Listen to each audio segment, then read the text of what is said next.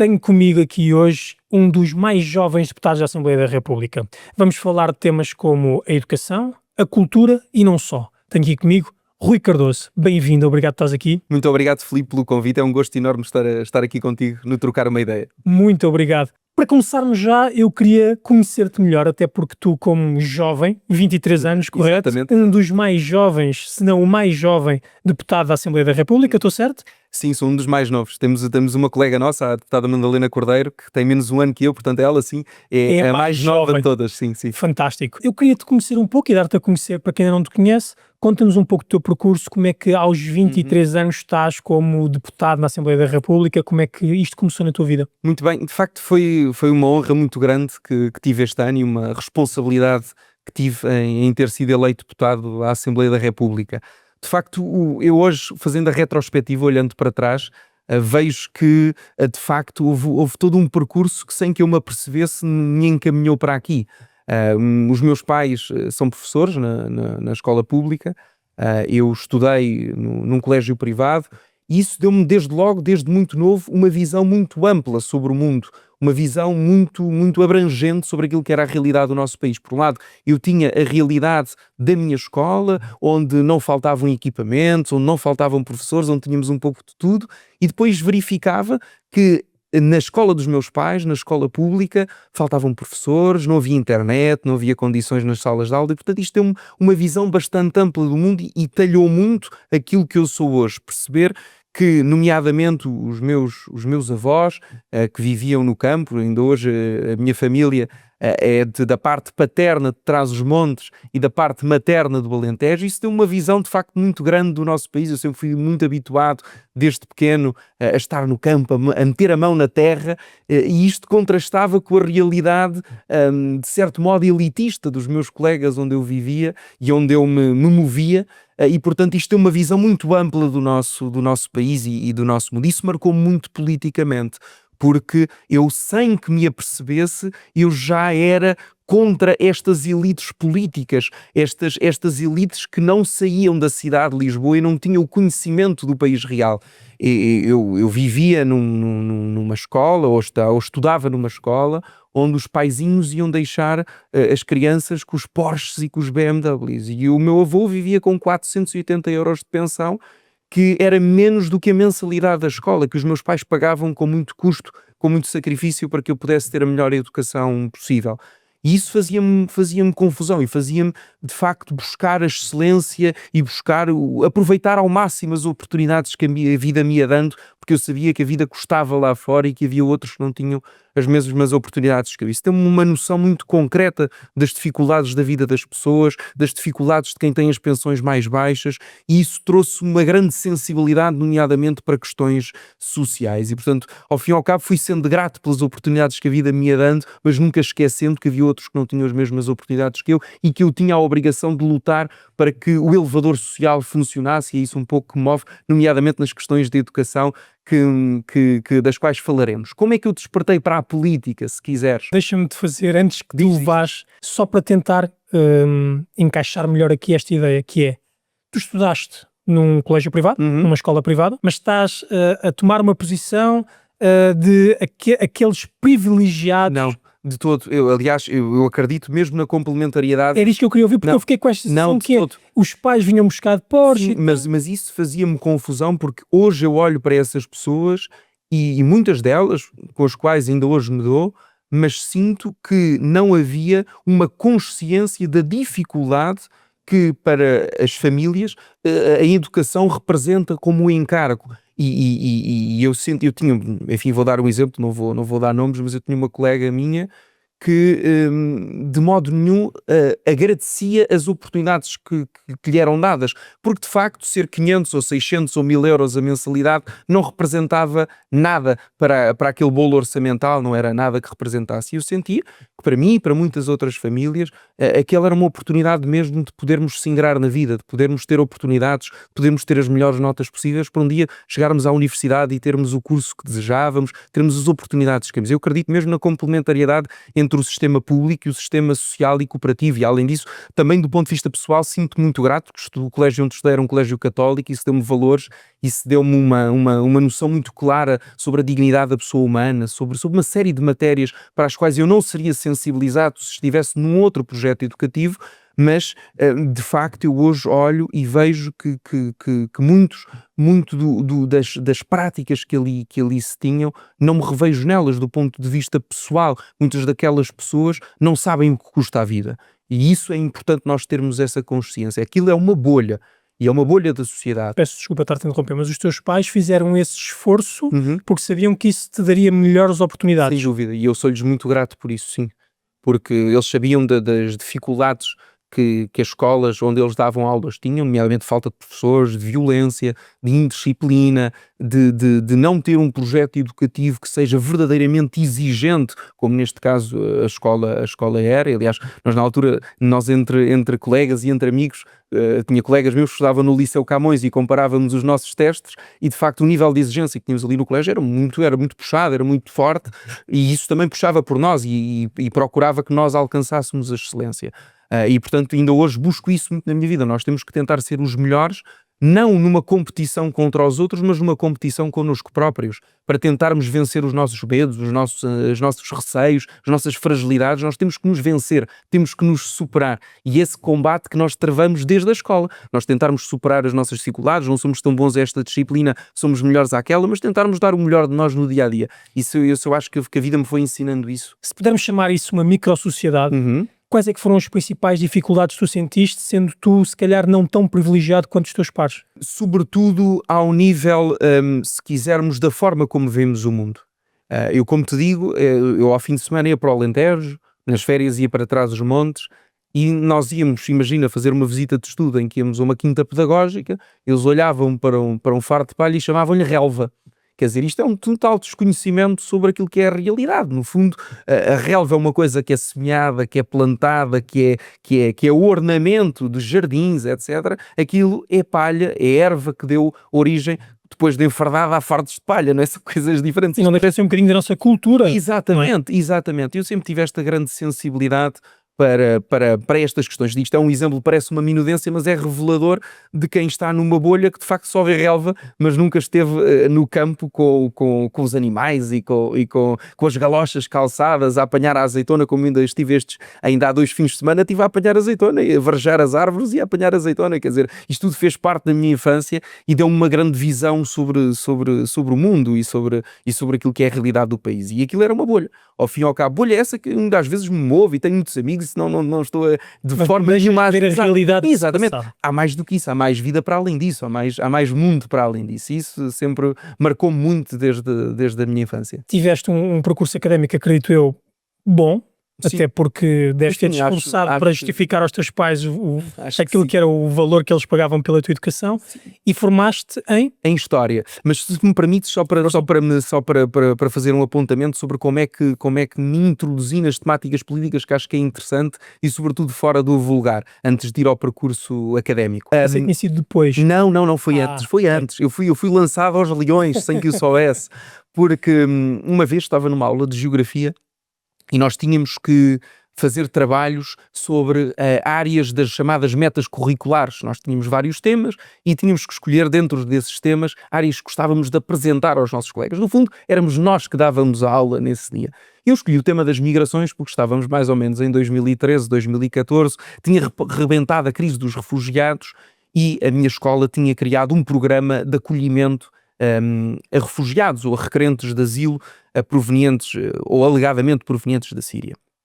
E eu, na minha apresentação, na minha inocência de criança, disse: olhem, eu acho que nós não devemos acolher estes supostos refugiados antes de atravessarmos a rua e acolhermos os sem-abrigo que ali estão mesmo à nossa frente. Eu acho que, e já na altura achava, não o punha desta forma, não o consubstanciava nas minhas ideias como faço hoje, mas na altura achava que era de um provincianismo mental atroz Nós acharmos que queremos salvar o planeta, mas não atravessamos a estrada para salvarmos aqueles que estão lá. Não arrumamos a nossa casa, vamos querer arrumar... Repara, Filipe, que nós em 2013, 2014 íamos uma situação muito complicada ao nível dos salários, ao nível das pessoas que estavam em condições de mendicidade, que são distintas das que temos hoje. Nós vivíamos situações em que o ordenado mínimo rondava os 485 euros, havia pessoas que trabalhavam, mas que aquilo que levavam ao final do mês não lhes chegava para fazer face às despesas e aos custos de vida. O país estava numa situação muito difícil naquela altura, a sair do memorando da Troika, com o FMI à perna, digamos assim, e portanto nós vivíamos uma situação muito complicada em Portugal. E gostava-me que nós estivéssemos a esbanjar dinheiro, a tentar ajudar pessoas do outro lado do mundo sem que antes não privilegiássemos os nossos, os portugueses, aqueles que viviam mesmo ao nosso lado. E quando eu te dizia daquela bolha elitista, é que é muito fácil e é muito giro entrarmos de Porsche no parque de estacionamento privativo do colégio e dizer não, temos que ajudar os refugiados. Temos que ficar bem na fotografia, tirarmos uma fotografia com uma família supostamente de sírios e não, nós ajudamos. Nós, de facto, fomos solidários e fomos muito amigos. Não, nós sermos muito amigos, as boas ações fazem-se no silêncio, as boas ações fazem-se na descrição dos nossos atos e sem abrir o telejornal. E eu achava uma parvalheira, sou de Franco, uma parvalheira estarmos supostamente a ajudar estas pessoas para ficar bem na fotografia, que não se tratava de outra coisa. Esta caridadezinha para a fotografia é uma coisa que sempre me fez confusão. E sobretudo, porque já na altura nós sabíamos que grande parte destes requerentes de asilo não eram provenientes da Síria, eram provenientes de Marrocos, da África Magrebina, da África subsaariana e não tanto do Indostão como são hoje. E, portanto, nós tínhamos pessoas que chegavam à Europa, enfim, com condições das mais distintas, a maior parte eram imigrantes de natureza socioeconómica, não eram refugiados nem de guerra, nem perseguidos por religião, nem coisíssima nenhuma, e, no fundo, estariam-se a aproveitar da nossa boa vontade e nós ali a fazer figura de parvos. E eu, na altura, disse isto na maior das inocências. E foi a primeira vez que eu tive um debate numa sala de aula. Foi a primeira vez que eu me vi confrontado com inúmeras pessoas a dizer: Rui, tu não podes dizer isso. E dizerem uma criança de 12 ou 13 anos não podes dizer isso, é meio caminho andado para um adolescente rebelde dizer: ai não, então vamos ver se podes ou não podes dizer isso. A partir daí eu percebi duas coisas muito simples. Os meus colegas, que mais tarde eu viria a perceber que eram de esquerda, na altura nós queremos é jogar à bola, ninguém está ciente destas coisas, não é? Ninguém tem a percepção que eu hoje tenho. Mas mais tarde viria a perceber que os meus colegas, que hoje identificam-se e que hoje eu identifico como de esquerda, tentaram condicionar não só o meu pensamento, como a minha liberdade de expressão nesse momento, naquela hora. Isso sempre fez-me confusão, porque eu acho que a escola deve ser um espaço de liberdade crítica. Nós, para conseguirmos construir o nosso pensamento, temos necessariamente de dizer coisas que não fazem sentido. Aquela fazia sentido, mas mesmo que não fizesse, se tentarem condicionar aquilo que nós dizemos, a forma como nos expressamos, estamos a agrilhoar, estamos a prender o pensamento das crianças e não estamos a deixá-las ser livres. E ser livre é dizer coisas que estão certas e coisas que estão erradas. E com o tempo e com a maturidade, nós conseguirmos construir e solidificar o nosso pensamento, percebendo que umas coisas daquelas que dissemos estão certas e outras estão erradas. Nada nos diz daqui a 10 anos, eu vejo esse podcast e digo: olha, houve coisas que se calhar não devias ter dito, houve coisas que disseste se calhar não te revês, porque isso é a evolução do pensamento próprio da idade, próprio da nossa evolução e da maturação ao longo da vida. E portanto eu naquele dia percebi claramente que defendia a liberdade. E que a liberdade não era compaginável com determinadas ideologias de esquerda. E percebi que a minha direita, que ali estava materializada naquele dia pela primeira vez, não era a direita que diziam que existia em Portugal. Não era o PSD nem o CDS. Porque essa era a direita elitista dos paizinhos e das mãezinhas, dos meus colegas, na altura até eram deputados do CDS, o CDS tinha 24 deputados naquela altura, e me diziam: Rui, isso é muito agressivo, Rui, não se pode dizer isso. Ouça, tem que se ter alguma comedido nestas coisas. Porque isso... Exatamente, temos de ser politicamente corretos e eu nunca tive paciência para isto. Nunca tive, porque as coisas são para ser ditas com a dureza com que são, porque a vida também é dura e as pessoas que lá estão em casa e que nos acompanham sabem bem do que é que eu estou a dizer. E, portanto, nós primeiro temos que ajudar os nossos, nós primeiro temos que privilegiar os nossos, e eu na altura achava isto com a ingenuidade de uma criança, hoje acho a mesma coisa com a convicção firmemente afirmada de que nós temos que privilegiar primeiro os nossos. Isto foi a primeira vez que eu percebi que a minha direita é uma direita nacional, que privilegiasse primeiro os nossos, uma direita popular, anti-elitista, uma direita que brotasse verdadeiramente do âmago do povo português, das suas necessidades, dos seus anseios e do Portugal esquecido, do Portugal abandonado. E isso ficou ali muito claro a partir desse dia. Depois, claro, estudei muito. Na altura não havia as referências que nós tínhamos hoje, não havia a bibliografia traduzida em português, não havia os conteúdos ao nível digital que hoje existem, mas acompanhar ali muito o professor Jaime Nogueira Pinto, do professor Ricardo Marchi, que era o único investigador que estudava a direita em Portugal, antes do 25 de Abril, durante o processo revolucionário, a seguir até à institucionalização da democracia. Li muito sobre isso e isso marcou muito o meu pensamento e as minhas referências políticas. De facto, quando fui para a faculdade, já tinha toda uma solidez de pensamento muito vincada. E entretanto surgiu o Chega. Não sei se queres falar sobre isso. Não, eu teria aqui várias coisas para falar, até porque tu estás-me aqui a criar essa vontade de estar aqui a falar e a debater contigo, mas não o vou fazer, até porque isto depois vai ficar chato, entre aspas. Eu estou-te a imaginar neste posicionamento já muito vincado e estou a imaginar, deves ter tido, entre aspas, uma adolescência um bocadinho difícil no sentido que criaste ali se calhar algumas inimizades do teu posicionamento muito vincado, não? Eu penso que eu sempre fui uma pessoa muito sociável e sou uma pessoa muito que no meu dia-a-dia é raro falar de política, vamos a ver. Só porque quando as pessoas me perguntam, porque eu gosto muito de muitos outros assuntos, muitos outros temas, e portanto mesmo na minha vida no ensino secundário, sempre tive o meu grupo de amigos, as minhas pessoas, e sempre respeitaram as minhas convicções. Fora estes debates nas aulas? Fora estes debates, tranquilíssimo sempre. Claro que havia um núcleo de pessoas que não me gramavam, mas isso faz parte da vida, eu acho que com qualquer pessoa isso acontece. Era aquele chico esperto. Exatamente, que acha que sabes, isso faz parte, é assim mesmo que é a vida. Mas de facto, há um fenómeno que se chama Chega, que surge quando eu ainda estou na escola. Sério? Isto hoje parece uma realidade muito distante, mas de facto isto é muito palpável, é muito concreto. E em 2018 o André Ventura, que já tinha surgido como persona política em 2017 nas eleições autárquicas, decide sair do PSD e decide fundar um partido. E na sua declaração de princípios junta-se a pessoas como o Diogo Pacheco de Amorim, como o Ricardo Regala, que eram pessoas que eu já conhecia, o Diogo, pelo seu percurso político e ideológico dentro da direita nacional ao longo das décadas, o Ricardo Regala, que era uma pessoa com quem tinha algum gosto em comum e alguns amigos em comum, porque partilhávamos, enfim, alguns interesses culturais e, portanto, eram pessoas que eu revia, nas quais eu tinha alguma afinidade e alguma proximidade. E então, quando o Chega surgiu enquanto partido, ou enquanto proto-partido, enquanto projeto embrionário, na medida em que ainda não estava legalizado, o Chega foi legalizado no dia 9 de abril de 2019 e eu juntei-me ao Chega em fevereiro de 2019, eu tinha 16 anos. Este dos primeiríssimos. Dos primeiríssimos. E tanto quanto me é dado a conhecer, não posso ter a certeza, mas sou o jovem que está há mais tempo, porque houve pessoas que estiveram comigo ao início, mas depois por diversas razões foram embora, ou optaram por outros caminhos, ou deixaram a política, e eu tive sempre desde o início, ininterruptamente, com o Chega. É porque às vezes as pessoas estão-te a ouvir falar, pelo menos eu, e esquecemos que tens 23 Exatamente. anos. Sim, eu tinha 16 anos quando o Chega surgiu, os primeiros debates que eu tive sobre o Chega. E já com essa mentalidade, Claro, eu vi claramente, quando conheci o André Ventura e quando o conheci pessoalmente em 2019, eu tive a sensação e tive a convicção que ele ia ser primeiro-ministro de Portugal. Havia qualquer coisa que me dizia que aquele homem tinha não só as ideias, mas a capacidade para as expressar e para ser o megafone, o porta-voz de uma série de ideias que estavam esquecidas, que não eram faladas, que a bolha mediática, que a bolha da elite não lhes dava palco. E portanto eu tive esta sensibilidade desde o início. Mas isto podia ter corrido mal. Eu acho que é muito interessante contarmos estas histórias, que estas petites histoires, não é? Como dizem os franceses, são muito engraçadas. Eu juntei-me ao Chega, não podia ser ainda militante, porque convenhamos, não havia site, não havia partido, não havia cartões, eu tinha 16 anos, só se pode ser militante a partir dos 18 anos, portanto eu estive desde sempre, mas eu sou o 9.337 como militante, porque só quando eu fiz 18 anos é que me pude filiar, não é? Que é uma tristeza. Que é uma tristeza, podia ser abaixo do 100, não é? Mas não dava.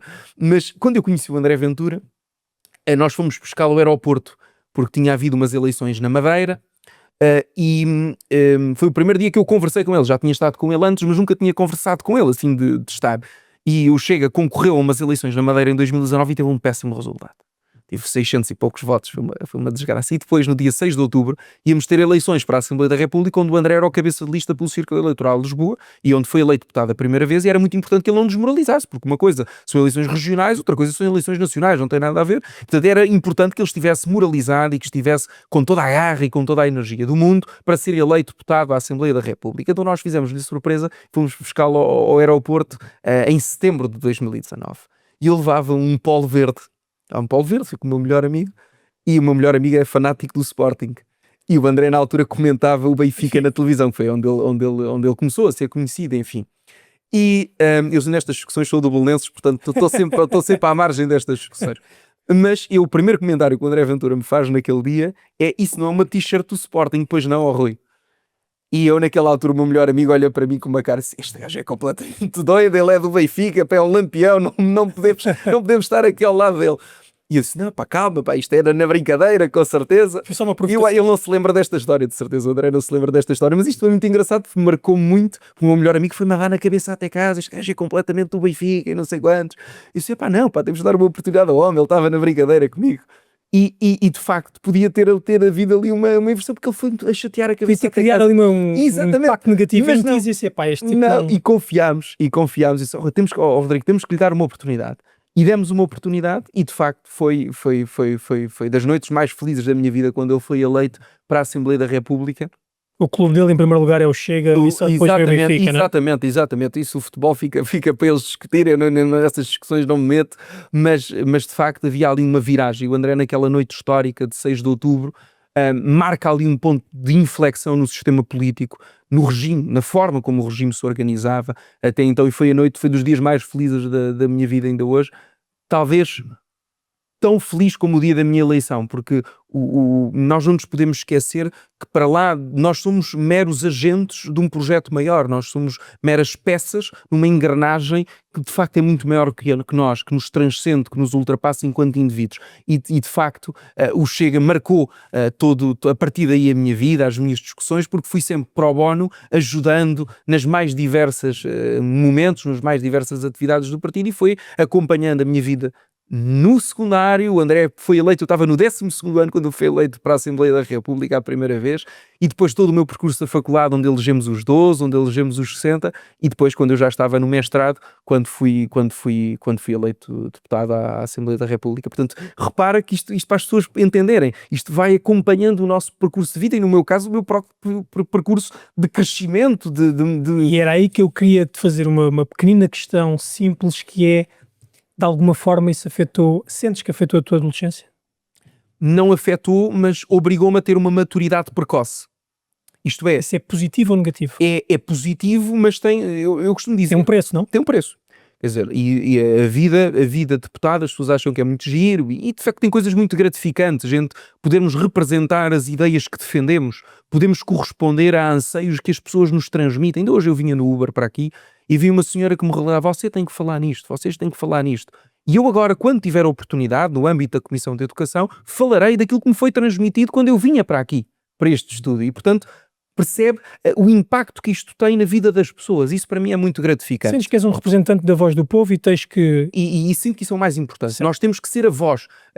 Os deputados são representantes das pessoas. A lógica do Parlamento é a lógica de que, não podendo toda a gente fazer política, digamos assim, os eleitores delegam o poder nos seus representantes. E nós temos que ser a voz dessas pessoas, porque durante anos demais aquelas pessoas trancavam-se naquele microcosmos do Palácio de São Bento e esqueciam-se que havia um país lá fora. Esqueciam-se que havia pessoas que lhes pagavam o ordenado. E, portanto, a nossa missão é sermos a voz daquelas pessoas, sem dúvida nenhuma. Portanto, tente fazer isso. Mas há um preço a pagar, digamos assim. Há muitas coisas que ficam para trás. Há muitas coisas às quais renunciamos. Eu vou-te dar 2 ou 3 exemplos. Este fim de semana fui fazer uma coisa que não fazia há muito tempo. Fui almoçar com os meus pais. Coisas tão simples como almoçar com os meus pais é importantes. Importantes nós não prescindirmos da família. Porque se nós defendemos a família, e se nós defendemos a família como célula base da sociedade no Parlamento, temos que também a valorizar em casa. Temos que também fomentar que, de facto, passemos tempo com aqueles que nos são queridos. E infelizmente eu vejo as semanas, os meses a passar, e é raro o tempo que eu disponho com eles como tempo útil, de estarmos sem pressas, sem coisas para fazer. Desfrutar. Outras coisas que implicam renúncias, coisas tão simples como estar numa festa com os amigos, a pessoa estar descontraída a beber um copo, ou eu gosto muito, vou dar 2 exemplos. Este ano na Feira de Barreicos, que é uma coisa que eu gosto muito, que é a presença assídua no meu calendário, uma terra que eu gosto muito, onde tenho muitos amigos, onde eu vou todos os anos à Feira de Barrancos em agosto, e uma pessoa estar à vontade, mas já não está tão à vontade, está sempre alguém a ver, já está com um copo na mão, ou está com qualquer coisa, e uma coisa normalíssima de uma pessoa de 23 anos, temos que ter alguma cautela, as coisas que dizemos, as conversas que temos, a forma como estamos, a quantidade de álcool que bebemos, não é? Tudo isso que seria uma coisa normalíssima para um jovem de 23 anos. Mas publicamente isso pode trazer... Sim, a gente tem que ter cuidado, temos que perceber que há um escrutínio permanente. Hoje uma fotografia vai para o Twitter, de repente chegou a 100.000 pessoas, está a abrir o telejornal, somos deputados do Chega, alguma coisa que acontece, abre o telejornal, portanto tem que haver uma responsabilidade maior, quer dizer, tem que haver uma maturidade maior e tem que haver uma consciência sobre isso. Há muita coisa que se renuncia, há muita coisa que fica para trás. Agora, não me arrependo, acho que é muito gratificante e acho que, sobretudo, é uma missão e nós temos que entender isto como uma missão. E as missões não são fáceis. As missões implicam coisas que prescindimos delas, coisas que renunciamos, coisas que ficam para trás. Isso faz parte da vida, é uma escolha, mas é uma escolha pelo bem das pessoas, é uma escolha pelo bem do país. Eu todos os dias sei a que horas saio de casa, não sei que horas é que regresso, não sei se as quantidade de desafios que vou ser chamado, a quantidade de missões do dia-a-dia que vou ser chamado a servir. Mas quando nós fazemos, não só por gosto, mas com este sentido de serviço, tudo se reveste um significado maior, se reveste de uma razão de ser. E, portanto, isso para mim vale tudo. E, portanto, há muita coisa que fica para trás, é certo, mas a recompensa é maior. Achas que a nossa educação está melhor, está pior? E quando digo educação, não digo só em Portugal, digo no geral que nós vemos, parece-me que é algo que teve muito pouca evolução do ponto de vista daquilo que era há 100 anos atrás, daquilo que é hoje. Eu diria 3 coisas.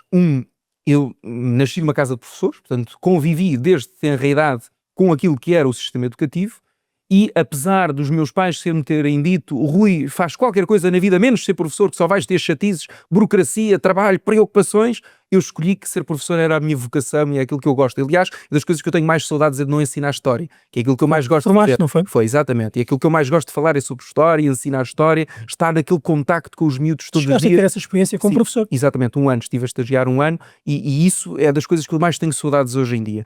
E, portanto, eu sempre acompanhei o sistema educativo, quer como filho de professores, quer como aluno, quer como estudante no mestrado em ensino, que nos prepara para a profissionalização na docência, e quer depois na parte operacional de estudarmos na escola. E, portanto, tive sempre esta visão muito alargada e permite-me dizer 3 coisas sobre isso. Por um lado, sim, nós ainda vivemos o velho modelo da escola de massas do século XIX. E isso é algo que não faz sentido numa sociedade globalizada, numa sociedade em hipervelocidade hoje em dia, em que não há trabalhos para a vida, em que os horários das 9 às 5 já não existem, em que aquilo que nós vamos ser chamados já não é só a decorar datas ou a decorar números, é sobretudo a ter competências sociais e humanas que nos permitam desenvolver trabalhos, desenvolver capacidade de cooperação, trabalho e equipa. Tudo isso são competências sociais, cívicas, que nós vamos ter que ter ao longo da vida, independentemente das funções que exerçamos, independentemente dos trabalhos que tenhamos. E a escola hoje dizer-te uma coisa, que aquele ensino que se aprendia no passado, hoje em dia torna-se obsoleto com a evolução da tecnologia, portanto não faz tanto sentido se calhar obrigar as pessoas a decorar, como tu dizes, para fazer uma prova com tantas fórmulas, com tanta nomenclatura e depois no fim não vão estar preparadas para aquilo que é o futuro que nós estamos a antever. E portanto, eu aí fazia ainda outra distinção. O que é que nós queremos da escola? Isso é a questão fundamental que nós enquanto sociedade temos que nos pôr. O que é que nós queremos do nosso sistema de ensino? E eu penso que antes de discutirmos qualquer modelo pedagógico, qualquer reformulação dos currículos, dos modelos de organização da própria disposição da sala de aula, nós temos que perceber uma coisa que eu tenho alertado muito, que é, nós neste momento não temos condições de reter professores. Nós não temos condições infraestruturais na maior parte das escolas ao nível da internet e dos equipamentos. Como é que tu queres sair do modelo tradicional da sala de aula? Como é que tu queres sair do modelo tradicional do expõe e decora se numa sala de aula não tens condições de passar um vídeo, de passar um Kahoot, que é um jogo para que pode servir como ferramenta de ensino-aprendizagem, se tu tens salas onde as condições térmicas fazem com que os alunos estejam de manta no inverno e com a janela aberta a tentares ventilar a sala no verão porque é um calor insuportável, tu estás a fazer exames e estás a suar Tudo isto são questões a priorísticas, são questões que estão a montante de todas as outras discussões filosóficas ou epistemológicas que possamos ter, mas que são importantes. E limitadores de uma E aprendizagem limitadoras saudável. da aprendizagem. Nós não podemos criar condições para os nossos alunos estudarem se faz frio, se não há computadores, se não há internet, se não há qualquer tipo de ferramenta para as salas de aula. Portanto, estas são as questões que são fundamentais de se resolverem. Depois, há outra questão que eu acho que é importante e que o Chega tem alertado para ela, que é uma discussão entre educação e ensino. A educação vem de casa, eu não tenho que dar educação aos alunos. Sem dúvida. O bom dia, o boa tarde, o saber se comportar são questões e são matérias que devem ser os pais a ensinar. E existem também determinadas matérias que são, na minha opinião, na ótica da família, que devem ser transmitidas e que devem ser ensinadas. A escola deve promover o ensino do português, da matemática, das várias áreas do currículo, das várias áreas disciplinares. A escola deve fomentar as ferramentas cívicas de competências sociais e humanas que um dia vão servir para o mercado de trabalho, vão servir para a vida adulta. A escola deve despoltar o sentido crítico de questionarmos e de racionalizarmos sobre os assuntos que vemos, sobre aquilo que são as notícias que nos chegam, aquilo que nos aparece no telemóvel, aquilo que os algoritmos nos introduzem, tantas e tantas matérias. Mas a educação provém da família. Porque a família não só é a célula base da sociedade, mas é a célula no qual desenvolvemos as relações afetivas, as relações, digamos, de amor no sentido lato do termo.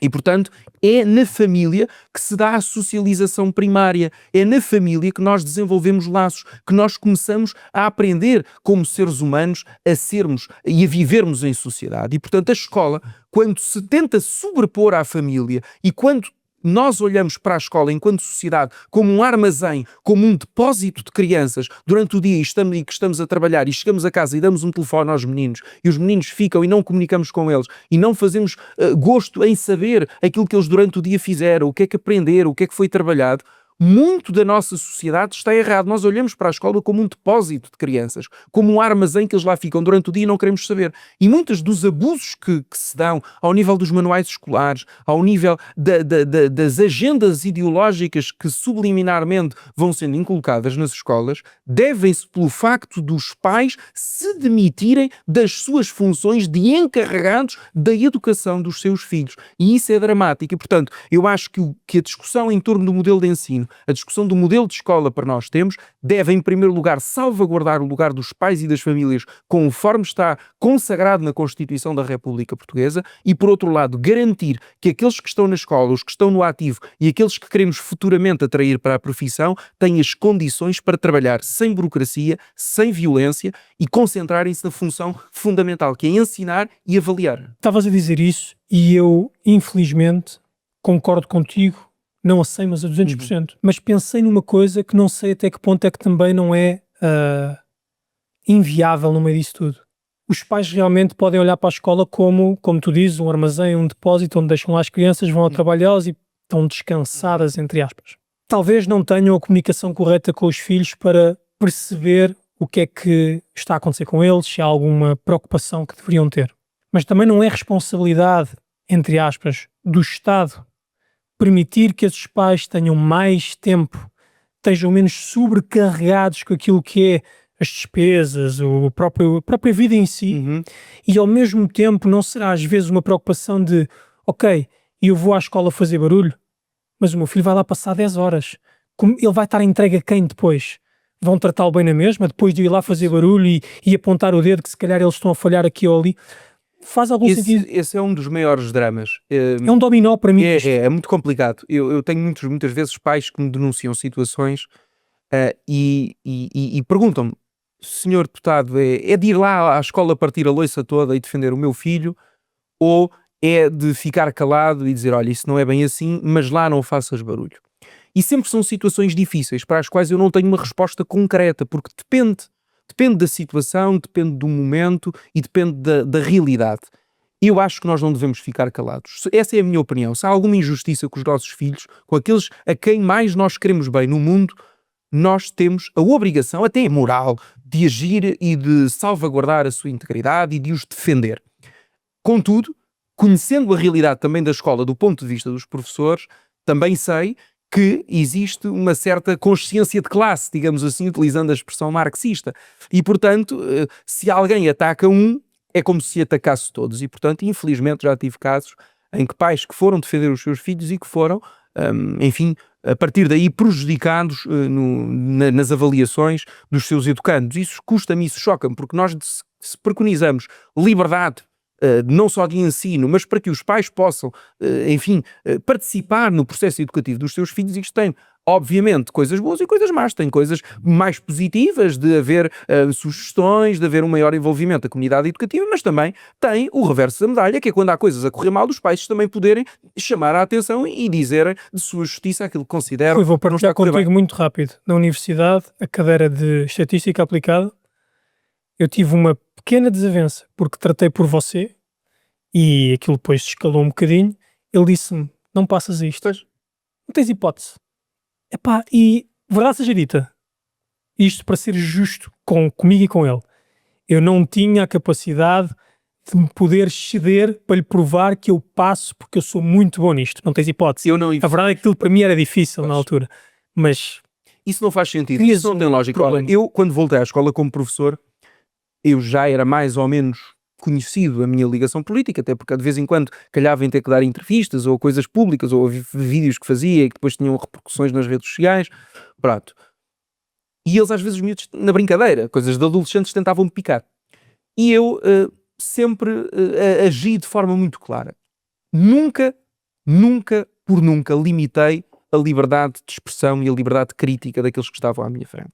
Porque eu acho que eles devem sentir a segurança na sala de aula, que é o espaço onde eles passam mais tempo de se expressar, independentemente do professor concordar ou não com aquilo que está a ser veiculado. Porque nós queremos, eu não tenho maior alegria do que um aluno chegar ali e dizer eu defendo isto e por aquilo, e com base neste argumento e com base neste autor, fica encantado da vida, porque é sinal que estudaram, é sinal que se preocuparam, é sinal ainda que seja de esquerda, ainda que seja nos antípodas do meu pensamento, não quero saber. Eu acredito que fico mesmo com orgulho, porque foi essa atitude que por vezes não tiveram comigo. E eu não gostei porque me senti limitado, porque me senti coagido a defender ou a ficar calado perante aquilo que os outros defendiam. E esta é a diferença fundamental entre a direita e a esquerda, na minha opinião. É que, ainda que do outro lado estejam as pessoas com ideias absolutamente contrárias às minhas, absolutamente contraditórias com aquilo que eu defendo, eu deixá-la falar até ao fim. E infelizmente sinto que do outro lado, se houver uma pessoa com umas ideias que estejam nos antípodas das minhas, não me vai deixar expressar e, se puder, vai-me tentar calar, amordaçar e não me deixar falar. Isso custa-me. Eu nunca farei isso. Mas queria-te dar outro exemplo. Na universidade, que é onde isto se passa de forma diferente do que na escola. Na universidade, estamos a falar de pessoas adultas, estamos a falar do ensino que já não é obrigatório, portanto, quando há este tipo de situações, são mais delicadas. Já não pode ir o pai ou a mãe, temos que ser nós a tentar resolver da melhor forma. Eu aí, na minha licenciatura, posso-te dizer que passei entre os pingos da chuva por opção pessoal. Nunca falei uma vez de política na licenciatura. Preferiste não criar qualquer tipo porque eu precisava do canudo, eu precisava ter a melhor nota possível. E, portanto, se era preciso calar, calava.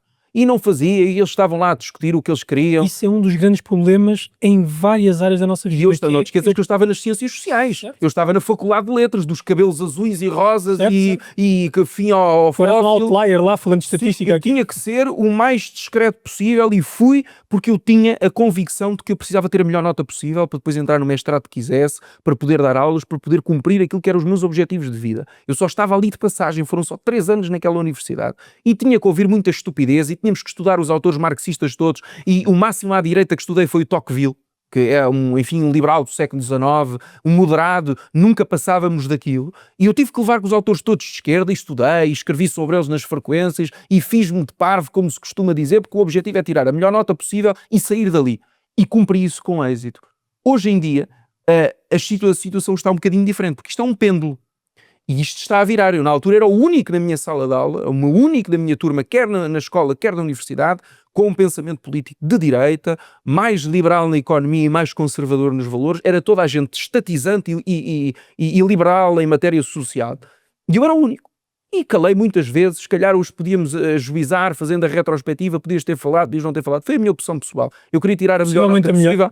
queria cumprir os meus objetivos, gosto muito de história, gostava muito do meu curso, não gostava de algumas coisas como eram abordadas, mas tinha que as gramar porque era como as coisas estavam organizadas. Hoje em dia, as coisas são muito diferentes. Eu tenho pessoas que estão no meu curso e só passaram 3 ou 4 anos e dizem: nós hoje somos a maioria. Nós hoje podemos questionar aquilo que é dado na sala de aula porque somos a maioria na sala de aula a ter a capacidade de raciocinar sobre aquilo que está a ser ensinado e dizer: senhora professora, mas isso que nos está a apresentar como um produto acabado nada mais é do que uma lente ideológica marxista do materialismo dialético, por exemplo, sobre a evolução histórica. Não concordamos com isso. Existem outras visões sobre o assunto. Por favor, apresente-nos.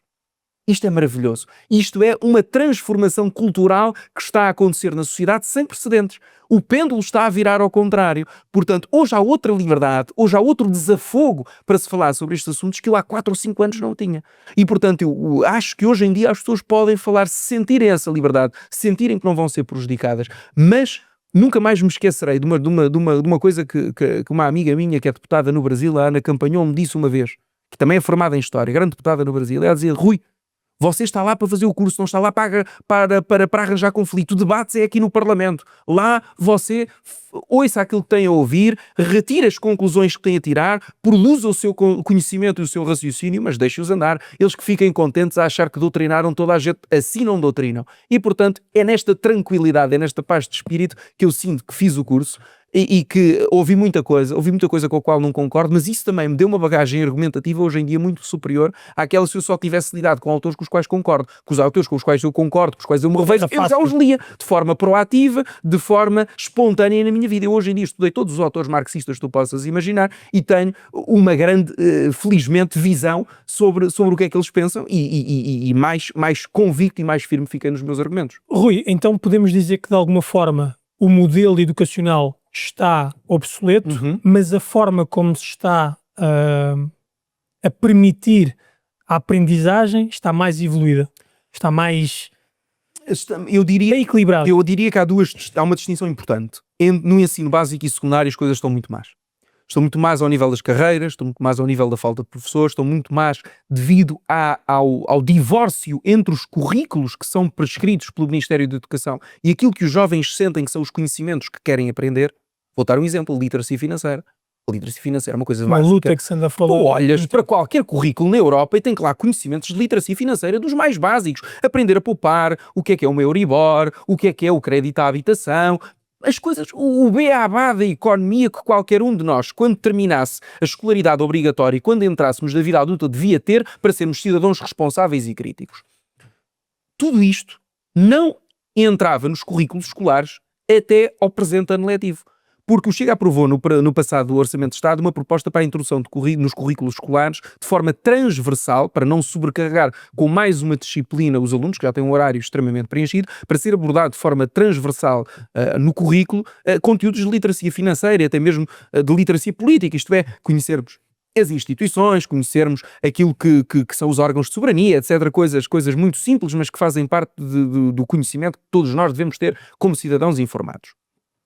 O Ministro da Educação disse que isto ia avançar finalmente. Mas nós estamos com um desfazamento, nós estamos com um déficit face aos outros países da Europa que é uma coisa doida e que explica os níveis de iliteracia política, social, económica da maior parte da população, que durante anos não estimulámos isso. E, portanto, há um divórcio entre os conhecimentos que os manuais escolares, os velhos manuais escolares preconizam e aquilo que é os conhecimentos que os jovens sentem que lhes fazem falta, que lhes são necessários para um dia conseguirem gerir as suas finanças, conseguirem escolher de forma crítica o trabalho que querem ter, as funções que querem exercer, uma espécie de discernimento vocacional sobre as áreas de estudo que querem seguir no ensino superior. Portanto, tudo isso estamos muito mal. Passamos a vida a discutir ainda carreiras, a discutir salários, a discutir isso porque são questões que não estão resolvidas. Tu não podes dizer que queres resolver a falta de professores sem pagar melhor. Quem é que é o jovem? Quer ir trabalhar com 30 e tal horas, para além daquelas que vão consignadas no horário como a componente letiva, tens de estar a preparar aulas, a corrigir testes, a avaliar os alunos, a burocracias tens que preencher, com violência, com, enfim, uma parafernália de problemas para ir ganhar 1.400 euros líquidos. Quem é que quer? Quem é o jovem que quer? Em áreas como a físico-química, como a matemática, como a biologia, que se fores para um setor privado, estás a ganhar 2 ou 3 mil euros. Quer dizer, não é possível. Tu, para conseguires reter jovens do ensino, se conseguires ter uma profissão atrativa, tens que pagar mais. O Estado tem que pagar mais, não tem outra hipótese. Rui, o que é que leva um jovem a querer ir para a política? Enfim, haverá das razões mais variadas. Eu hoje noto, sobretudo nos jovens mais novos, que há um certo fascínio, sobretudo à direita, com causas, com valores, com figuras, até mesmo a nível internacional, que geram um certo fascínio nos jovens, Ok. nos mais novos. Mas porque tu, há pouco também disseste, no início da nossa conversa, que é muito exigente, rouba-te muito tempo. Sim. O paralelo que eu queria fazer aqui é, Sim. porque tu perguntavas o que é que levará a um jovem a querer ensinar. Se calhar o mesmo que leva um jovem a querer entrar para a política, servitude. Vocação, tem que ser. Isto tem que ficar muito claro. Ninguém vai dar aulas sem sentir um chamamento a isso, porque não vão ter paciência, vão se fartar, porque, mais uma vez, não é humanamente lógico, quase não seria racionalmente explicável a gente dar-nos tanto de nós, também, ao fim de semana, a corrigir testes, a preparar aulas, a ver o que é que podemos levar os nossos alunos com visita de estudo, de coisas diferentes que eles nunca viram. Nós temos meninos na escola pública, e mesmo em colégios, mas sobretudo eu contactei com alunos que não sabiam o que era andar de avião. Nunca tinham andado. Porque os pais são famílias carenciadas, famílias pobres, que nunca saem de Lisboa, que os meus pais chegaram a pagar visitas de estudo aos alunos, o dinheiro deles, porque eles não conseguiam ir. E isto é a realidade do nosso país, infelizmente, mas é assim. E para lhes darmos a oportunidade de um dia ir ao Badoca Park, irem uma coisa que não é nada transcendente, mas que é muito diferente para eles. E nós conseguimos, por exemplo, na escola onde eu estava a dar aulas, tínhamos um projeto para levar os alunos ao Parlamento Europeu a Bruxelas. Coisa giríssima. Muitos deles era a primeira vez que andavam de avião. Mas isto dá muito trabalho. Isto é uma dor de cabeça incalculável. Estamos a falar de levar menores de idade à Bélgica. Quer dizer, isto é uma responsabilidade enorme. Isto não é ninguém te paga para fazeres isto. Certo. É uma coisa pro bono, é uma coisa que tu fazes porque gostas, porque sentes que estás a proporcionar oportunidades. Tanto mais valia ficar quieto. Exatamente. Mas, se tu conseguires atrair jovens para a profissão, que tenham este fervor próprio da idade, que tenham estes sonhos próprios de quem está a começar numa profissão, tu vais conseguir proporcionar atividades, visões do mundo, tu conseguirás fomentar nos nossos jovens. Eu, quando estava a dar aulas, tinha mais 3 ou 4 anos do que os miúdos. Obviamente, tens uma ligação muito mais próxima, muito mais empática, muito mais afetiva do que se eu tivesse 60 anos. Onde necessariamente pelo déficit geracional que tu tens ali, pelo hiato geracional que tens ali, é muito mais difícil comunicares com eles, chegares até eles. E, portanto, eu acho que nós temos que fazer um esforço verdadeiramente civilizacional de levar os jovens às escolas, de voltar a atraí-los para o ensino, e isso faz pagando melhor, oferecendo previsibilidade de horizontes de carreira e, sobretudo, motivando-os como uma profissão de futuro, uma profissão nobre, generosa e bonita. Eu acho que é das missões mais bonitas é nós podermos sensibilizar e tocar, nem que seja um só aluno na nossa vida. Todos nós temos um professor que recordamos, um professor que nos marcou, um professor que nos sensibilizou pela forma de falar, por aquilo que nos transmitiu, por um gesto que teve para connosco, se calhar numa altura em que estávamos pior da vida. Eu acho que isso não há nada mais meritório, não há nada mais belo do que podermos tocar alguém deste modo. Para mim, eu acho que isto vale todo o dinheiro do mundo. Rui, já falámos aqui muito até da educação. Eu gostava de falar contigo sobre a cultura, porque tu nas autárquicas concorreste para Viana do Alentejo, conseguiste ser eleito vereador. És uma pessoa que liga muito à cultura, àquilo que é a cultura que nos identifica. Isso. Tens tido alguma batalha quanto a isso? Não? Sim, de facto, vamos por partes. Tive a honra de ter sido também eleito vereador em Viana do Alentejo. É um concelho muito pequenino, mas que é muito bonito. Aliás, aconselho a visitar. Não desvalorizar. Vale muito a pena. Somos cerca de 5.500 habitantes, mas tem uma vila com muita história, um concelho com muita alma. Aliás, nós temos uma placa à entrada que diz todo o sol do Alentejo, porque de facto tudo ali reluz, tudo ali brilha de uma forma muito, muito singular. E de facto é uma vila recheada de história, uma vila recheada de cultura, um concelho conhecido pelo seu património. Estamos a 28 km a sul de Évora, uma reta de 28 km que liga Évora, capital do distrito, a Viana do Alentejo, que faz a fronteira entre o distrito de Évora e o distrito de Beja. Alvito, que fica a 11 km, já é distrito de Beja. Tem essencialmente 3 terras: Viana do Alentejo, que é a sede do concelho, as Alcáçovas, que é uma vila também com muita história, onde são fabricados chocalhos. Aliás, já quando falarmos da cultura já te vou falar sobre eles.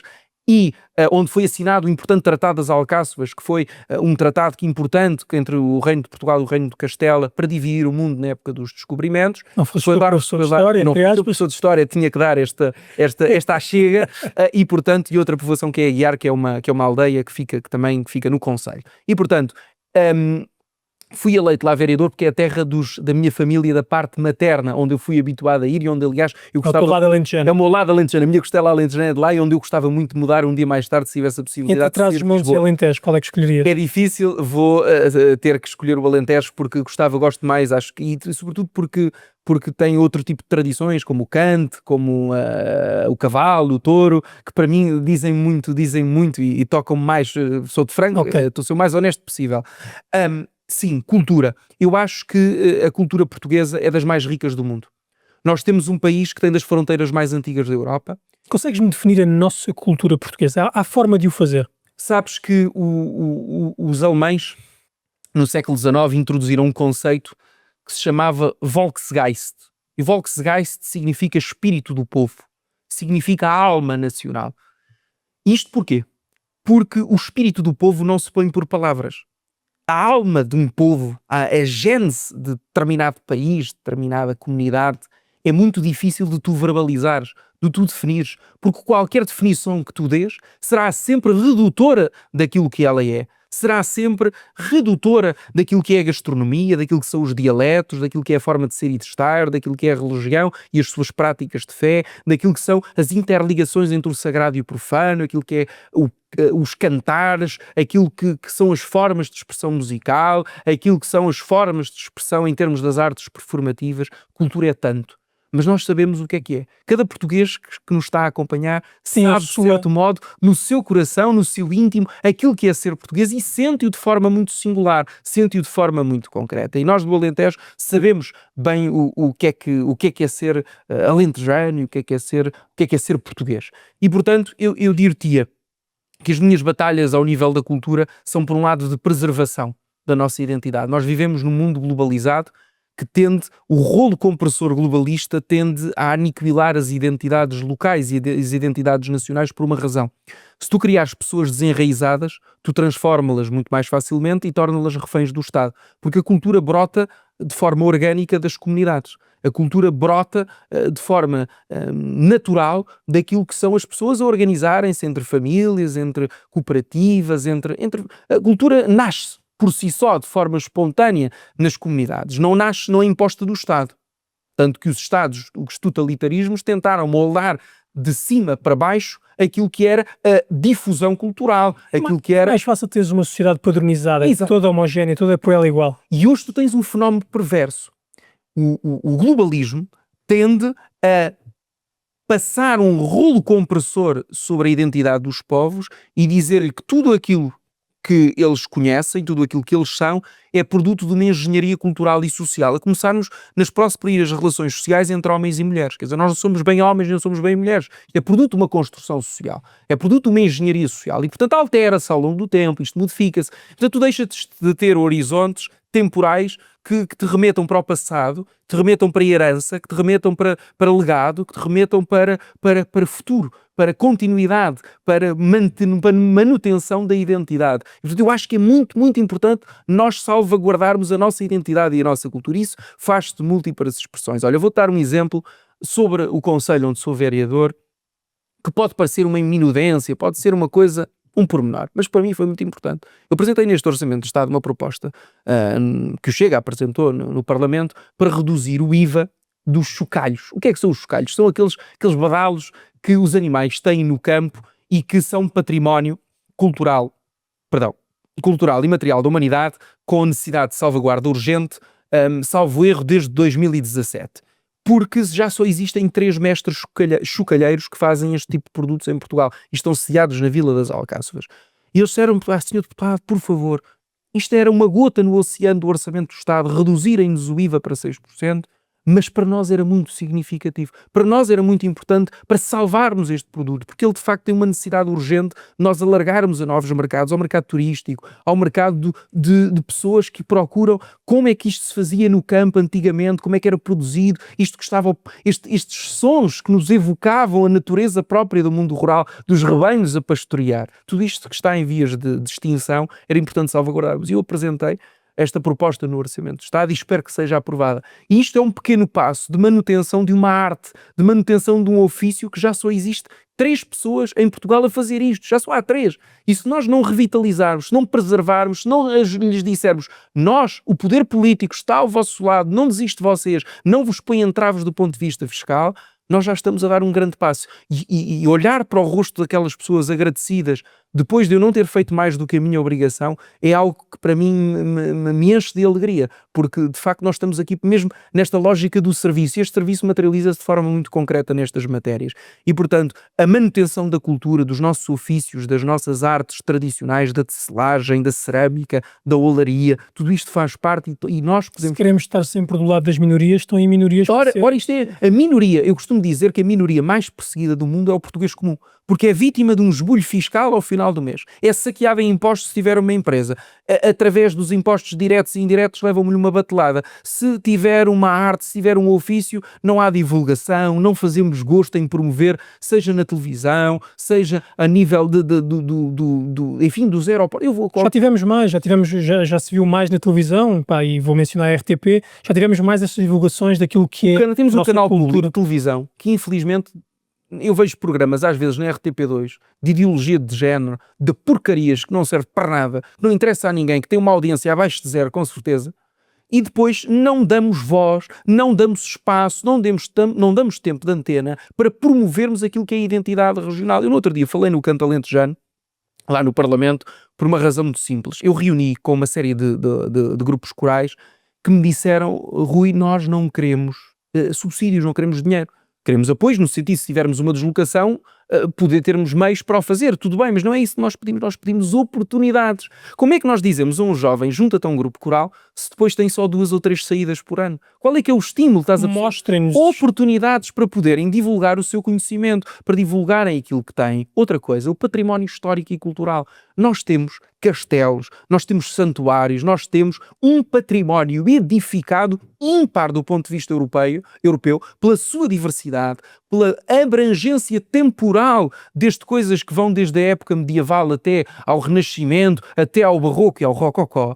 E nós não divulgamos isto. Nós vamos a qualquer pueblo em Espanha, nós passamos a fronteira, qualquer aldeia, qualquer pueblo ou sítio, por mais pequeno que seja, divulga o seu castelo, divulga a sua gastronomia, divulga a sua arte e os seus saberes regionais. E nós aqui parecemos parvos. Desculpa, mas parecemos que não sabemos divulgar.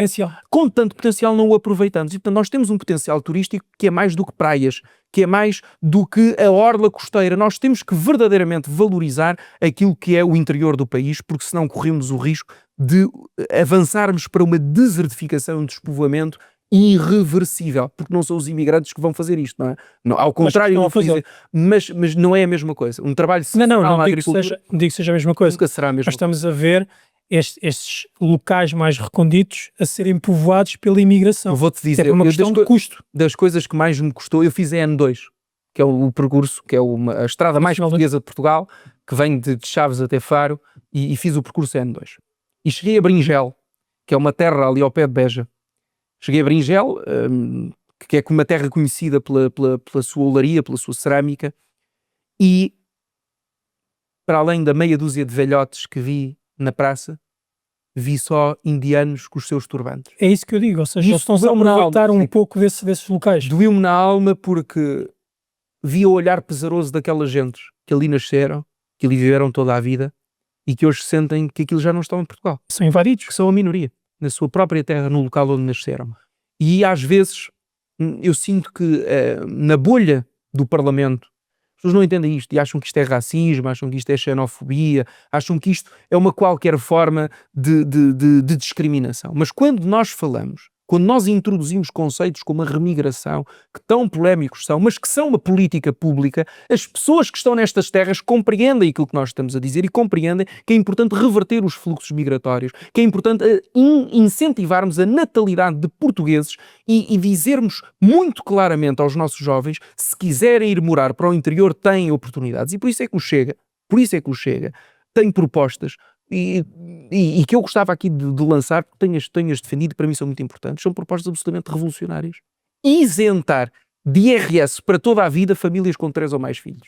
Isto é uma proposta séria de apoio à natalidade.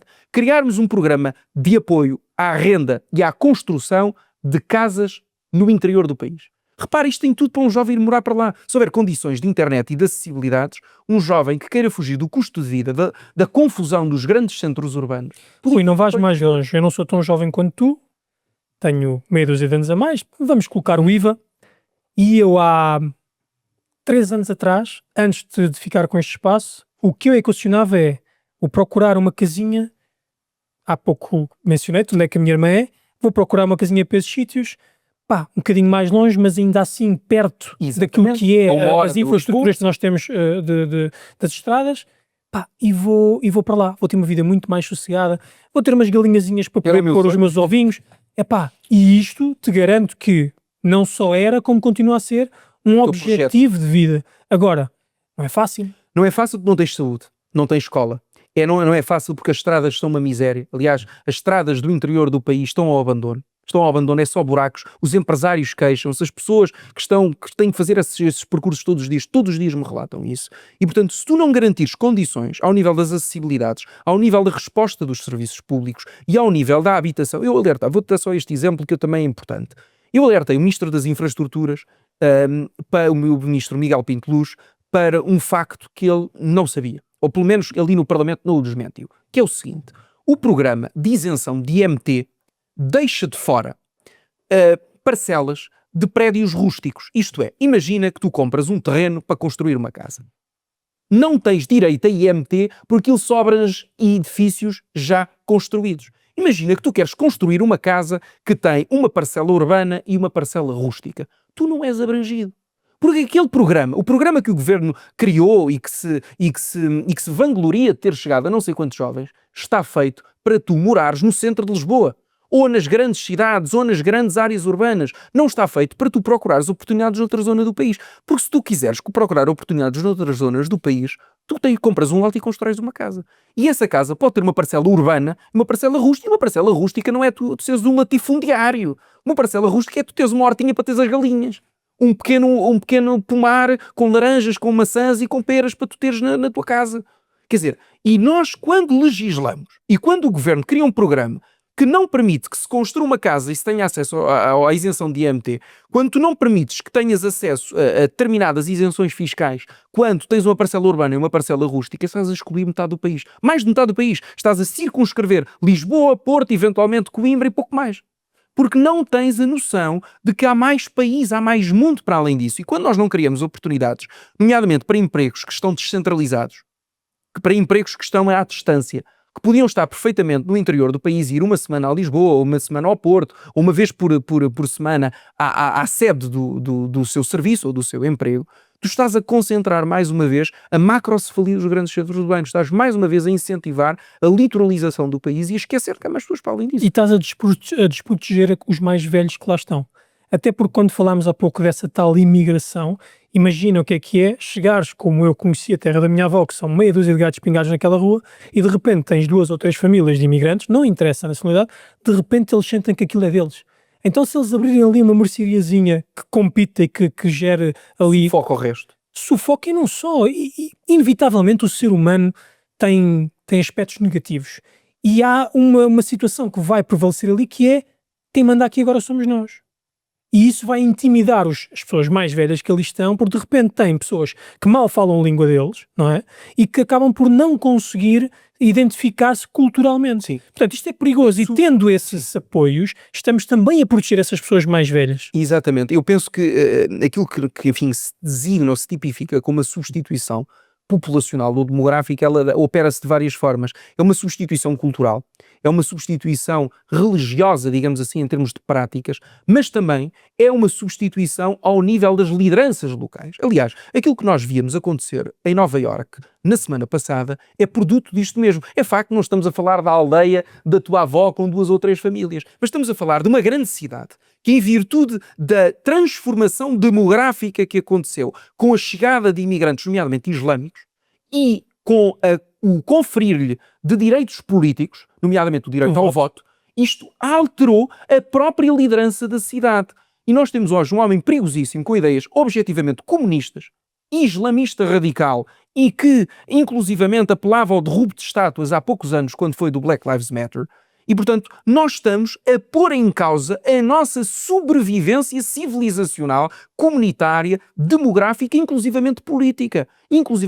Portanto, isto não é só, além dos problemas que se vivem no concreto, no cotidiano, da rua, das dificuldades, da insegurança, da predominância dos seus negócios que estrangulam os demais, da imposição de normas sociais, nomeadamente a halal, como nós vimos, por exemplo, nas escolas em Odivelas. Não sei se tens conhecimento disto. Já tivemos. Em Odivelas, as refeições que são servidas na escola são refeições halal.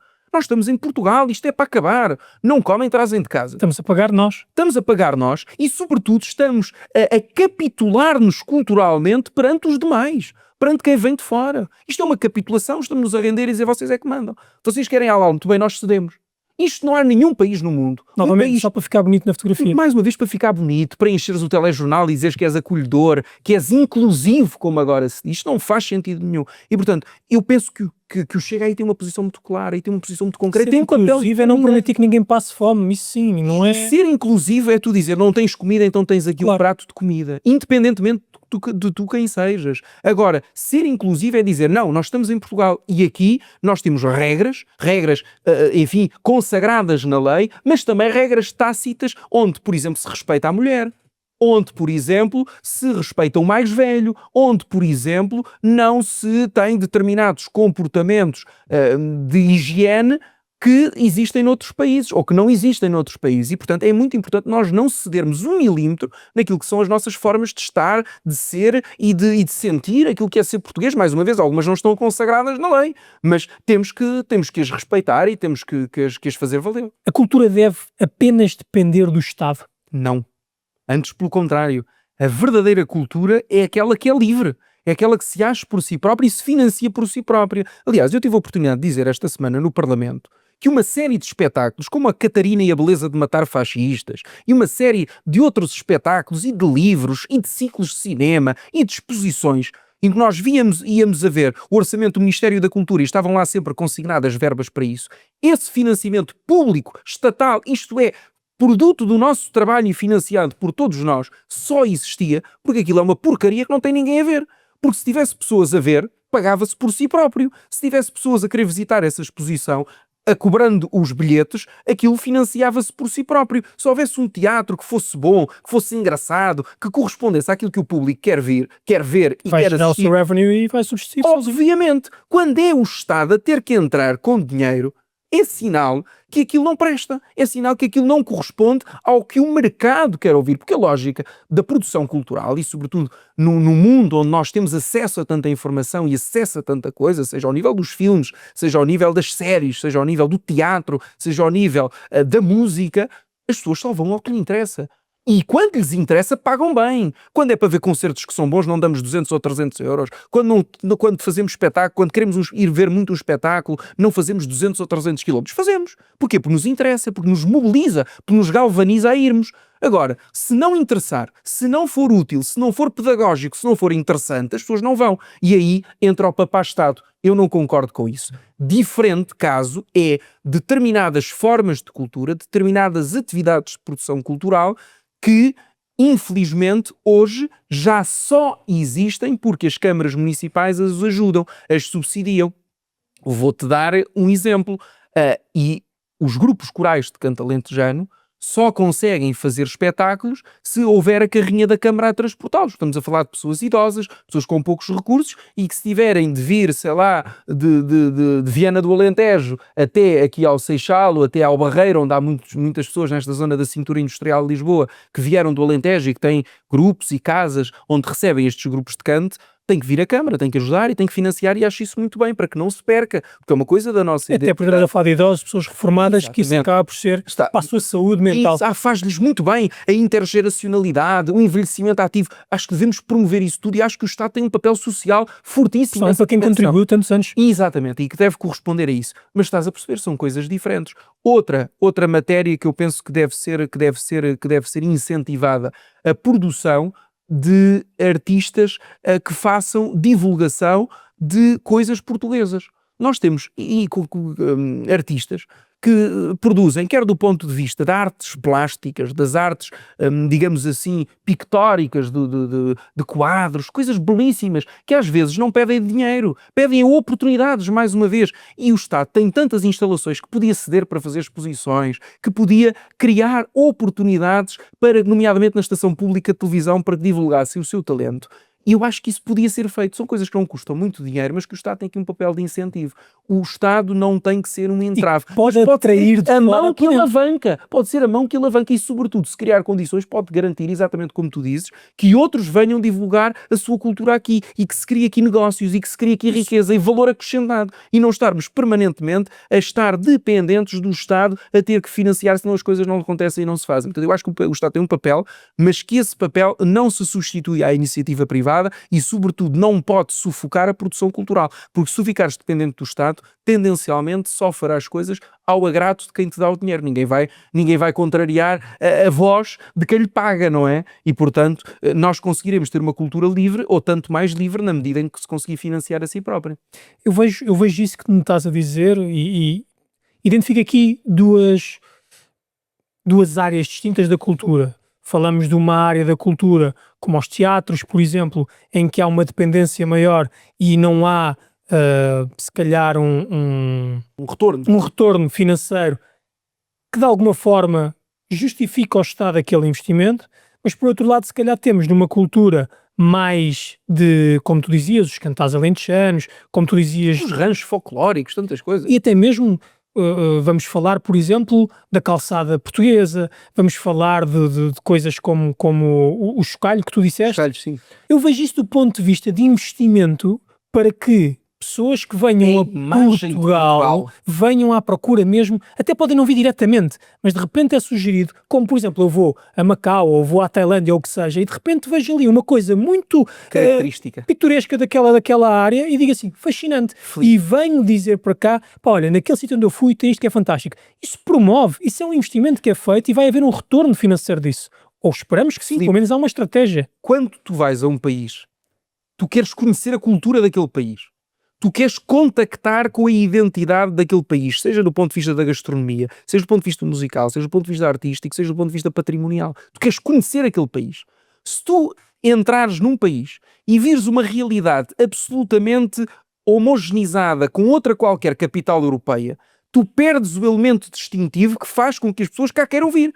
Porque se ir a Lisboa, ir a Madrid, ou ir a Paris, ou ir a Bruxelas for exatamente a mesma coisa, só muda a orografia do terreno e eventualmente o clima, tu deixas de ter o elemento distintivo que faz com que as pessoas queiram cá vir. E nós sempre, sendo um país tão turístico, nós temos a obrigação de mostrar a multiplicidade de coisas que aqui se faz, como isso é belo, como isso não se esgota numa viagem de 1 ou 2 semanas e como as pessoas podem perder aqui muito tempo e podem vir aqui conhecer diversas realidades, contactar com diversos locais e perceber que Portugal é uma realidade muito diferente, muito diversa, consoante as regiões do país em que nos encontramos. É a imagem de Portugal, são esses símbolos distintivos. E eu acho que nós não sabemos criar marcas.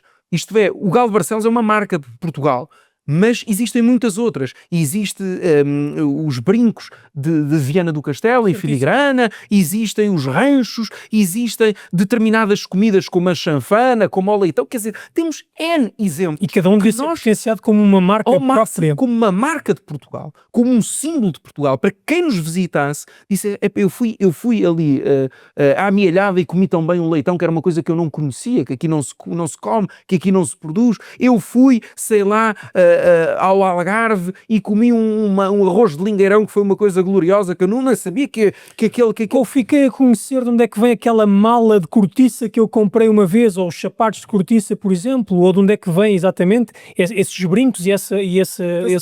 Claro. E isto nós podemos potenciar, porque é uma coisa que não custa muito dinheiro, mas que tem um retorno económico incomensurável e que não fica somente em Lisboa, não fica somente no Algarve, mas que se alastra para todo o país. Das coisas que mais me custa, eu gosto muito de andar por Lisboa, gosto muito da cidade de Lisboa e gosto muito de andar pelos bairros típicos da cidade de Lisboa.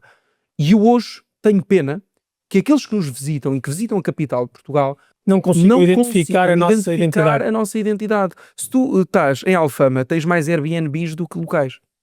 E é lógico, porque as pessoas queriam potenciar as suas casas que eles queriam. Agora começaram a limitar, a legislação para limitar isso em várias cidades europeias. Mas tu vais a Madrid, e nas tendas de souvenirs, de lembranças, são de espanhóis, e quanto muito são da Latinoamérica, da América Latina, são de imigrantes, mas da América Latina. Tu em que vais a Lisboa e não tens uma loja de portugueses a vender coisas, não tens uma. Tem vergonha da nossa bandeira, das nossas cores, dos nossos... Não tens nada, não tens elementos distintivos, não tens roupa a secar nas janelas como se fosse um desses bairros nos anos 80 e 90 tu tinhas. Eu quando disse vergonha, não é a vergonha, mas é o facto de acharem que não é tão vendável. Não, mas enganam-se completamente, porque a gente vai a um sítio qualquer e quer entrar o mais possível nas dinâmicas locais, interiorizar-nos na cultura, imiscuir-nos com as gentes, contactar com aquilo que lá se passa e levarmos no nosso coração e na nossa memória um bocadinho daquilo que nós ali vimos. E quantas pessoas não há, turistas endinheirados até, que quando se reformam, escolhem o nosso país para viver. Claro. Porque gostaram tanto de aqui estar, gostaram tanto do clima, das gentes, da gastronomia. Esperamos que seja isso e não porque realmente há uma facilidade, há uma oportunidade de viver bem aqui face àquilo que são as nossas políticas e as nossas... Não, este é um tipo de imigração distinto, não é? Penso, não, mas percebes o que eu quero dizer, ou seja, percebo. A especulação imobiliária é um bocadinho de, vamos aproveitar porque ali está barato, ali é bom e ali dá para viver bem. Haverá sempre um pouco de tudo, não sejamos ingênuos. Isto é que eu digo, espero que seja pelos bons motivos. Agora, acho que sem dúvida, e tenho muitas pessoas que conheço que investiram no Alentejo, na área agrícola, na área do turismo rural, e que vieram e escolheram Portugal sem ter qualquer tipo de raiz naquela zona. Vou aproveitar, Rui, para te perguntar, vale a pena ainda ficar em Portugal? Enquanto jovem... Eu penso e tenho a firme convicção que vale sempre a pena lutarmos pelo país que nos viu nascer. Das coisas que mais me custa, Filipe, é ver amigos meus, pessoas que andaram comigo à escola, que andaram comigo na universidade, a escrever-me e a dizer: Rui, eu vou-me embora. Rui, eu vou ter que ir para outro país porque lá ganho mais. Quais são as falhas que tu identificas para mover isso? As falhas, essencialmente, têm que ver com os ordenados e têm que ver com as condições de vida no sentido geral, incluindo a habitação, incluindo o acesso aos serviços públicos, e que veem que aqui não tem futuro. Aliás, das coisas que mais me custava, eu senti neste debate do orçamento, que às vezes estava num show de stand-up comedy sem me aperceber disso. Que eu vi o Primeiro-Ministro subir à tribuna do Parlamento e a dizer: este orçamento é um orçamento amigo dos jovens e que vai fazer com que os jovens fiquem em Portugal. E eu gostava de saber um jovem que depois deste orçamento de Estado, ou na sequência do anterior, no qual ele já tinha dito isto mesmo, tenha ficado em Portugal. Porque eu não consigo perceber como é que um IRS jovem, que por muito que nos ponha mais 200 ou 300 euros na carteira, não nos faz minimamente competitivos com outros países da Europa, e os ordenados e os regimes fiscais que existem em outros países da Europa, tenha feito com que o jovem fique em Portugal. Se tu estás à espera de ganhar na Suíça ou na Irlanda 3 ou 4 mil euros, não é por em vez de 1.200 ganhares 1.400, tu ficas em Portugal. Claro. E portanto nós temos que arranjar soluções verdadeiramente de fundo, verdadeiramente estruturais, verdadeiramente que alcancem um carácter suprapartidário, no sentido, nós não podemos estar dependentes de um governo que tem uma política, o outro tem outra, isto andamos aqui um ano, dois, quer dizer, nós precisamos dar horizontes de futuro. O grande problema da classe política em Portugal nas últimas décadas é que se limita a gerir a espuma dos dias, é que se limita a gerir a conjuntura e não tem um horizonte verdadeiramente futuro. Eu costumo dizer, nós costumamos dizer, governam para as eleições e não para as gerações. É certo que isto é uma frase feita, é certo que isto é um soundbite, mas ele é revelador de que, de facto, se não houver um horizonte de futuro verdadeiramente estrutural, com garantias de que apoiamos as famílias, que incentivamos a que tenham filhos, a que se casem, que tenham projetos de vida em comum, que comprem propriedades, portanto, que sejam detentoras de património próprio e não de casas do Estado, se não garantirmos condições para criarem as suas empresas, os seus negócios e não trabalharem sempre para a Câmara ou para o Estado, se nós não garantirmos condições, tenham um final de vida digno, com pensões boas, para que os idosos não tenham das pensões mais baixas da Europa e consigam ter um fim de vida com dignidade e consigam ter condições para ainda ir comer fora, ir a ter acesso à cultura, ter um final de vida digno. Se nós não conseguirmos ter uma visão verdadeiramente holística de tudo isto, nós não conseguiremos ter futuro em Portugal. E sim, vamos continuar a ter esta sangria, a ter estas pessoas a ir para fora e nunca mais voltar. E eu não quero isso. E portanto eu acho que essa das coisas que mais me mobiliza na política é conseguirmos dar condições para aqueles que daqui se foram embora regressarem e porque muitos querem regressar. Vês que isso possa acontecer em quanto tempo? se a evolução que tens visto for exponencial de uma forma bastante até positiva, quanto tempo é que tu achas que poderíamos ter condições? Nós temos que correr contra o tempo. Eu penso que nós temos até ao final da década para, quanto muito, mais 7, 8 anos para resolver os problemas, quer da imigração com I, quer da sangria de emigrantes com E. Porque ao passo em que nós estamos a perder os nossos mais qualificados, os nossos mais talentosos, os nossos melhores quadros sociais e profissionais, nós estamos a importar mão de obra pouco qualificada, culturalmente adversa e socialmente marginal, no sentido de se põe à margem daquilo que são as nossas práticas e hábitos sociais. E, portanto, com esta balança cada vez mais no negativo, nós só temos uma década. Temos uma década para pôr a casa em ordem no que diz respeito à imigração e uma década para garantir que aqueles que estão em idade ativa e que estão lá fora conseguem voltar para Portugal. Se nós não o fizermos, eu temo sinceramente pela sobrevivência do nosso próprio país. E às vezes as pessoas, eu tenho dito isto muitas vezes, mas as pessoas acham que isto é retórica, que isto é discurso, que é a sobrevivência nacional que está em causa. Mas não, está mesmo, porque de nada vale termos um país com território, com instituições, mas depois é ingovernável do ponto de vista político, se está em guerra cultural ou praticamente em guerra civil do ponto de vista do antagonismo das comunidades que aqui residem, e se não temos capacidade de atração das empresas do ponto de vista económico, de retenção de mão de obra qualificada, temos um país, é certo que o temos de iure, do ponto de vista do direito, temos um país, mas tê-lo-emos de facto? Eu não sei se temos, e eu não quero viver nesse país, eu quero que os meus filhos, se o dia Deus queira que sim os tiver, tenham orgulho, como o pai tem em ser português e em viver num país digno desse nome com 900 anos de história. Eu penso que é a maior missão que temos, que transcende largamente, Filipe, o nosso espaço e tempo histórico. Nós lutamos para que Portugal ainda exista como existiu no passado, que exista no futuro, para lá da nossa existência histórica, que é conjuntural. Portugal existia antes de eu nascer e queira Deus que exista ainda por muitos séculos depois da nossa existência e da nossa passagem por esta terra. Rui, eu acho que mais ou menos já respondeste, mas vou reforçar na mesma. Qual é que é a marca que tu gostavas de deixar daquilo que estás a fazer e a promover? E que exemplo é que tu queres dar a outros jovens que, assim como tu, descobriram a sua vocação muito cedo, seja na política ou noutra área qualquer? Que exemplo é que tu lhes queres dar e que seguranças é que tu queres tentar passar de alguma forma para que eles acreditem neles próprios e que ajudem o futuro de Portugal? Faço minhas as palavras de São Paulo.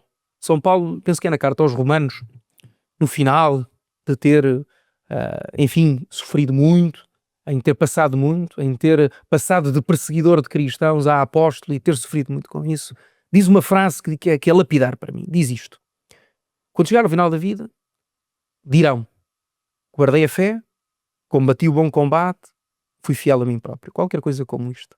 Eu penso que isto é o mais importante que nós levamos da vida. Sermos fiéis a nós próprios, isto é, sermos incorruptíveis, não cedermos a pressões, a influências, a tentativas de desvio daquilo que é a nossa bússola moral. A nossa bússola moral tem que nos conduzir para toda a vida, porque tudo isto é conjuntural. Eu sou deputado hoje, deixarei de o ser um dia, exercerei outro tipo de funções na vida social, na vida profissional, tantas coisas, tenho uma vida inteira pela frente. Mas há uma bússola que orienta, ou que eu tento que oriente os meus caminhos, que não quero perdê-la nunca. Portanto, isso é ponto assente. Por um lado isto. E por outro lado, percebermos que a nossa vocação, a nossa missão é o serviço independentemente daquilo que nós façamos. Se nós trabalhamos, se nós cuidamos de uma família, nós servimos sempre. E isso é a beleza que eu acho que gostava de deixar para todos. A nossa vocação, o nosso sentido, no fundo, a razão de ser de nós andarmos aqui nesta vida, ultrapassa largamente aquilo que é o nosso trabalho, a nossa família, é muito mais do que isso. É aquilo que nós fazemos com os nossos amigos, é aquilo que nós gostamos de fazer nos nossos hobbies pessoais, é tanta coisa. E nós mantermos essa busca permanente e contínua por melhorarmos, por aspirarmos a ser mais, a ser melhores, a buscarmos a excelência, eu acho que esse era o grande desafio que eu tenho para mim próprio e que gostava de deixar para todos aqueles que nos escutam, sobretudo os mais jovens, e que olham assim como referência para o Parlamento e para a ação política. De facto é isso mesmo, é serviço, é buscarmos o melhor das pessoas sempre em primeiro lugar e não cedermos nas nossas convicções, ainda que seja adverso o meio em que nos movemos, ainda que haja todo um sistema contra nós, ainda que muitas vezes sejamos incompreendidos, guardarmos as nossas convicções, sermos fiéis a elas, buscarmos ser melhores cada dia que passa e buscarmos o serviço acima de tudo. Esse é no fundo, o lema que eu tenho de vida, que acho que tento pelo menos conseguir cumpri-lo e conquistá-lo, e essa era a grande mensagem que gostava de terminar. Rui, eu acho que acima de tudo essa mensagem não é só para os jovens, mas até mesmo para os pais e os avós desses jovens, que mesmo não falando diretamente dessa faixa etária, estás pelo menos a salvaguardar aquilo que para eles se calhar é o mais importante, que é a sua prole, a sua geração futura. Portanto, eu acho que essa ideia acaba por contemplar todas as gerações. Exatamente. E vou-te agradecer mais uma vez por ter estado aqui. Daria para muito mais esta conversa, mas também tens os teus afazeres neste preciso momento. Quero-te agradecer uma vez mais, convidar-te a participares outras vezes aqui connosco, sempre que tiveres disponibilidade, iremos fazer o convite assim que for necessário. E tu, se ficaste até aqui, já sabes, acompanha o Rui é um jovem promissor, como vês aqui, com uma alma bem característica e acho que com muitos valores aqui. Deixa o teu like, subscreve, deixa comentários para o Rui também poder saber a tua opinião. E mais uma vez, Rui, muito obrigado e até uma próxima. Obrigado.